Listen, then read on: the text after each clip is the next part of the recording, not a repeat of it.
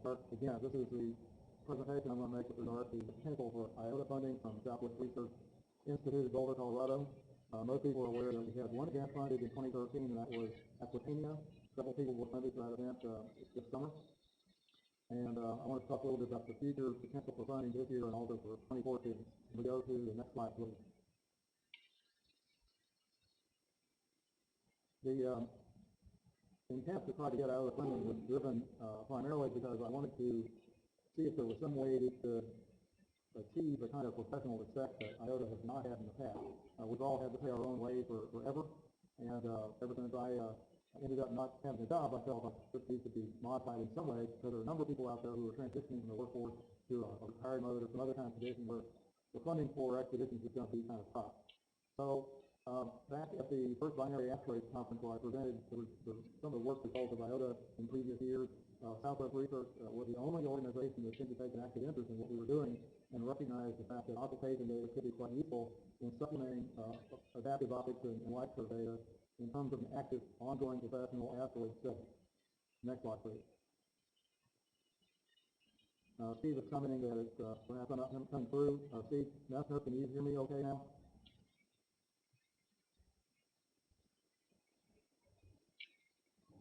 Somebody out there? Okay. Okay. We can make your audio hotter. But then somebody else will probably complain it's too hot. Now you've got more than okay, Terry has turned out the game, so hopefully I can hear a little bit better now. Steve, is it coming across better now? Okay, great. So here's the process that attempted to outline. In fact, Bill Merline had asked me to repeat some of the presentation material that we conducted back the previous year where we were talking about the whole concept of funding IOTA. Some people got excited and said, oh, great, that means all my expenses are going to be funded, it will be no issue, and I'll have a lot of fun doing it. But that isn't exactly the way it turns out, because there's a limited amount of money. What we're trying to do here is work directly with Southwest Research to look at complicated series of considerations before they're willing to fund a particular event, and then to determine how that is going to be implemented. So the baseline was to try to decide on, say, a month or two or even 3 before the event that we were actually going to do it. It involved domestic travel, and to stretch out even earlier the possibility for funding foreign travel. That turned out to be not so practical in terms of the Aquatania event that we covered this summer. Southwest Research is supposed to be generating an application template, an application being something that an observer will fill out and submit to Southwest Research and to specify what it is in the way of equipment that they have to be considered for funding. Southwest Research also has a budget that they've indicated for a period of 3 years. They're trying to allocate that budget based on the sensitivity of the event, how high a priority it is, and what's the likelihood of actually getting a return of data. What I've attempted to do is put a call for observers on the IOTA list server when Southwest Research has given me the go for doing that. We attempt to get a commitment via email response from individual observers who have at least 3 video stations. We are not considering visual observers at all. The commitment needs to be made fairly quickly once an observer has been contacted, and hopefully we can build up a category of people who are potential candidates for making the operation. The funding level is quite variable, and you never know what it's going to be. For example, with Aquatania, it was about $200 per event per observer to be spent only on allowable expenses, and then only with receipts submitted. Next slide, please. So there's a lot of risk for any sort of thing, and I've been very cautious about trying to get Southwest to pick a particular event. The weather and the probability of a cancellation, I think, would really be difficult not only for Southwest but also for the observers to consider going out and then have to pull back at the last minute. It makes us look bad. But on the other hand, we have to consider what we normally do anyway, and then to go out even if the weather is going to be bad. So there's some considerations there. If Southwest decides to call off the event within a certain period of time, that could be as late as the day before the event, and somebody decides to go out anyway and is successful at making an observation, but maybe the only one who made the observation, there's no supplementary data, Southwest may choose not to fund, even if that person is successful. And the idea is they want multi-core data, they want to be able to link up the asteroid as much as possible. The supplement data that could be used for developing their koala models, as well as the damage models that are being used elsewhere. So in order to do this, the observers have to use their own funds initially. They have to put the money up front, and after the event, reimbursement will occur, and then you provide receipts. Next slide, please. Okay, so again, it's up to the observer to make an individual decision. approved a decision on whether to start travel prior to the event based on number one, whether Southwest had called it off, or whether they said press forward. Clearly, if the weather probabilities are deemed low for success, and one didn't go off and try to do something like tonight or like tomorrow, we were going to press on and do 19, knowing it's going to be cloudy, it would be sort of foolish to do that. And if we did that and Southwest was funding it, so we would get nothing out. Next slide, please.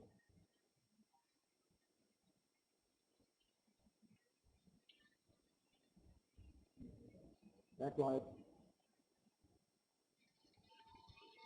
Okay, so again, the Southwest Research goal is to obtain a lot of data. They don't want a single course or two or even three. They want to get at least a minimum of 3 or 6 or 9 courses. We're going to fund only those people who have a minimum of 3 stations. Most of those people have already responded to me in the past, but others on the list server will probably directly be developing their own capabilities over the future years. The methods of transportation that are fundable, including a person's own car or a rental car if authorized, or a train or even an aircraft, again, all these have to be pre-authorized. Hotel expenses are also covered, but meals are not. And in the case of, I think Scotty wanted to ship some equipment, and they did approve shipping as being a legitimate expense. Again, this is all pre-authorized. Next slide, please. So, in order for us to continue to be of self-worth, I think the professional community has to continue to publish, and therefore publishing in the various journals that were discussed earlier is absolutely mandatory. You just can't drop offline for 1 or 2 or 3 years and then come back up again. We need to keep our websites up and running and have a professional presence essentially on the web that will attract potential funding resources. And as a third goal, and this is, I'm going to pass this on to Steve, this is something I've wanted to see done for years and years, it's never been done, and that is to somehow attract outside donors, even a foundation, some entity that will contribute money to IOTA so we can continue to do the work we can and not have to beg and borrow and use our own money for such things. Next one. So again, we're trying to contribute to the professional community and to obtain eventually additional hardware such as 125mm maxis, and potentially even to go overseas to do our own events without having to ask permission from Southwest Research or any other place. I mean, there's plenty of events in this country, but there are also some pretty cool applications that take place outside this country that offer even better opportunities for collecting data. If we can only get there. Next slide, please. So then we have Recon. Recon is this new group of people who have nothing to do with IOTA. And actually this Recon organization has been funded also independently by a different part of Southwest Research. It has, again, nothing to do with funding of IOTA from Southwest. This is a separate group of folks that are out there with fairly large telescopes. Can you go to the next slide, Brad? Currently, there are 10 stations that are set up, I believe, and actively observing. The intent is to put a whole network of 40 sites up across the western part of the country, the border literally. Next slide. This is an example of a Tomacina application that was exclusively monitored successfully by the Recon group. There wasn't a single IOTA observer, as far as I know, who got a positive score. I think Tony was the only person who actually left our guns. The bird guns, box guns. Oh, okay. Okay, never mind. I take that back. I was misinformed. But you can see that they did a pretty great job of covering this asteroid, even with the limited resources they have. And so my understanding from them is that IOTA really can't solicit to use their telescopes. We really need to be in place to supplement them if possible. But essentially, we're kind of separate from what we're doing here. Next slide. Yeah, David was saying that the Recon group does use a cult library. Certainly, they use equipment and resources that are similar to ours and techniques for analysis.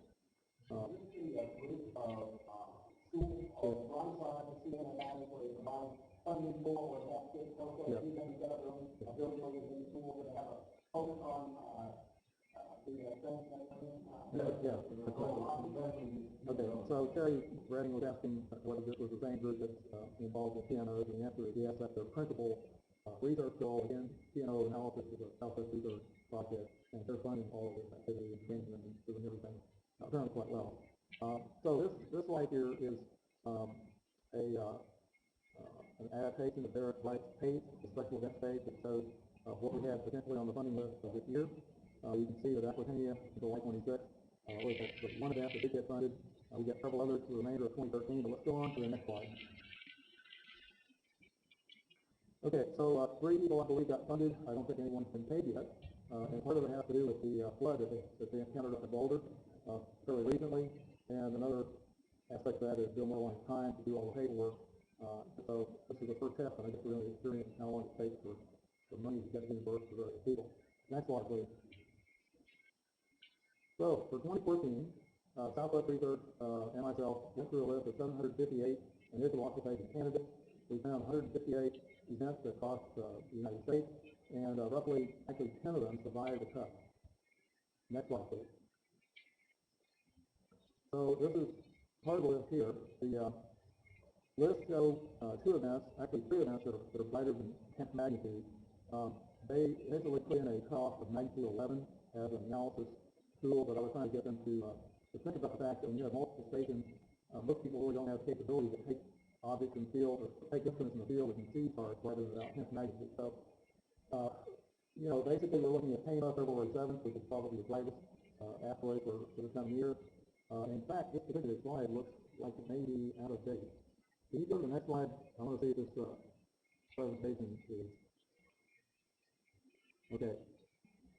Yeah, it looks like this presentation was completely updated. Well, this is actually a list for 2013 and 2014. So beginning October 21st with the Proclus event, this is the sequence that they have defined as being funded. We have three for the remainder of 2013, and we have 1, 2, 3, 4, 5, 6. It looks like 8, but there's probably more than that are funded for 2014. This list of columns is a table that they're using in order to weight the probability of a particular asteroid being selected for actual funding. It doesn't mean that all these asteroid events are going to get funded. It means there's candidates for funding. The column on the left called SAT, SAT indicates that there's a one in the column that has a known satellite. The Tama and Minerva and the Proclus have ones in the column, and those three are pretty important because Southwest Research does a lot of study of binary objects, and this is something that's quite active in. So let me go through my list here of things. The column called RSB, just to the right of that, indicates whether or not the asteroid is resolvable with adaptive optics, so we'll have a 1 there if it does. The column called SES indicates the number of times that Southwest Research has actually observed the asteroid, if at all. The column called DAMI indicates whether it's on the Dammit model mass priority list. The MDEG is the distance, the lunar elongation of the asteroid at the time of the observation. MPCT is the moon's illumination percentage. RMAG is the red magnitude of the star. EMAG reports with the magnitude drop, DUR being the duration in seconds. The path error is the include the number of paths, so you can see that for Tama, for example, Tama has a fairly high path error, almost 2 pathways right now, so Steve needs to get on that and make that small.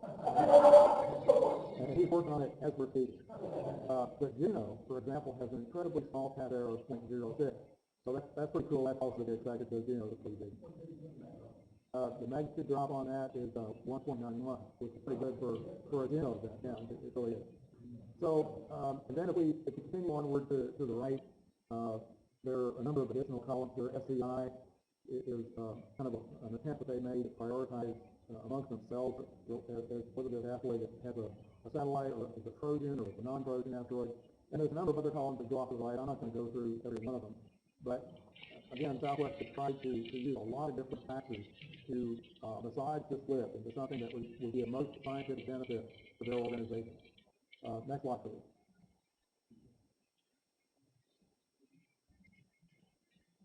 So I'm going to show you the paths through the United States, and you can also see the path errors. This is for Mario coming up on January 12th. You can see it's in pretty good range for Roger and for David and perhaps a couple other people in the Kansas area, Chicago area. Let's go to the next slide. It's also got pretty good path error characteristics from what I see here. Tama, it's hard to see how bad the path error is because we know it's almost 2 pathways. But it's fairly well situated for us in Texas, western Colorado, and Tony, Oregon. And but it does occur in the wintertime, and February 7th is a pretty cold time of year. Okay, then we have, let's go back to the next one here, Verona. Okay, April 11th, which is also a terrible time for us in Texas, but it goes over Florida, Texas, and Arizona. Again, the path error seems to be fairly good, so Perry will have a good time with that one maybe. And hopefully we'll be able to see something in Texas that'll weather cooperates. Let's go to the next one, please. Yeah. Okay, then we have Minerva, which also has a pretty tight path, luckily. It goes over El Paso and passes up toward Minneapolis, crossing Nebraska and Colorado. So that's not going to be quite as easy to get to, but it does occur in the fall. And there's a huge gap between April and September. I don't think we have any events in there right now. But maybe the weather in September, at least early September, will be fairly decent up there. Next slide. Then we have Alberta, which goes from Corpus Christi to Jacksonville. Unfortunately, it doesn't really pass anywhere else. For South Texas, this is a pretty bad area to go into. It's usually cloudy. I wouldn't go to New Orleans if you paid me. But over in Florida, maybe it might end up fairly even. They got a lot of rain there so far in October. I'm not sure how likely this is going to be for a mass expedition, but it might be something worth considering. Next slide, please. All right, here's that wonderful Juno event goes right over Canadian soil. Yeah, well, all right. So we have a bad month. We have a bad month in November. So Maine and Vermont, this whole area is just awful. But maybe we'll get lucky. There might be a way to do this. But the Pacific is so great, I can't help but want to go see it no matter what. I'll have to go back. Yeah, 1.91, almost 2 magnitude. There's a double magnitude. That would be great. Okay, I see. Yeah, funny comment about Baja. At least one of those events, and I think it might have been Hamburger that may go into that area. I don't have a map up. Okay. Well, remember that there's your tropical storms and things down there. Okay, next slide, please. Okay, then we have Latokia, which goes through Northern California and Nevada, and then down to Texas in the middle of December. So that's going to hit a recon network for sure. We'll be able to maybe do something with it, assuming the weather's good that time of year. But we should be able to get in place again in Texas to see it. If that's operates. Are there any more slides, Brad, or is this the last one? Last slide. Okay. All right. Well, that's all I have. I guess I've asked Derek Wright to put his list up on his site, and we'll be having more news as it develops. Chances are they're going to be changing this priority list anyway between now and the end of next year. And let's hope that we'll have the ability to fund a number of people, at least in 2014. I know that Southwest is anxious to get some results and we're anxious to actually do some good work, so maybe it will be our excuse to do it. That's all I have, unless anybody has any questions related to my presentation.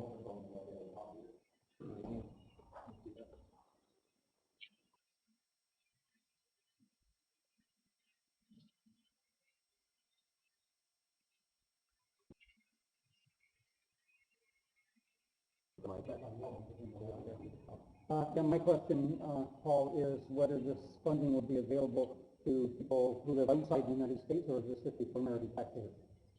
That's a really good question. I've never been asked before either. And I'll ask Southwest and see what they have to say about it. And see if it seems reasonable. I mean, the objective is science, and if it was me, I wouldn't care if it came from a class. Maybe a grant restriction. If this money is being provided, for example, by NSF, if Southwest research and maybe it is, only enough people can go out and receive that money, I don't know. So, okay. If anybody else has a question on this side, we're going to turn the mic back over. Any questions from text through the chat tool? I see none. Okay, thank you very much, Paul.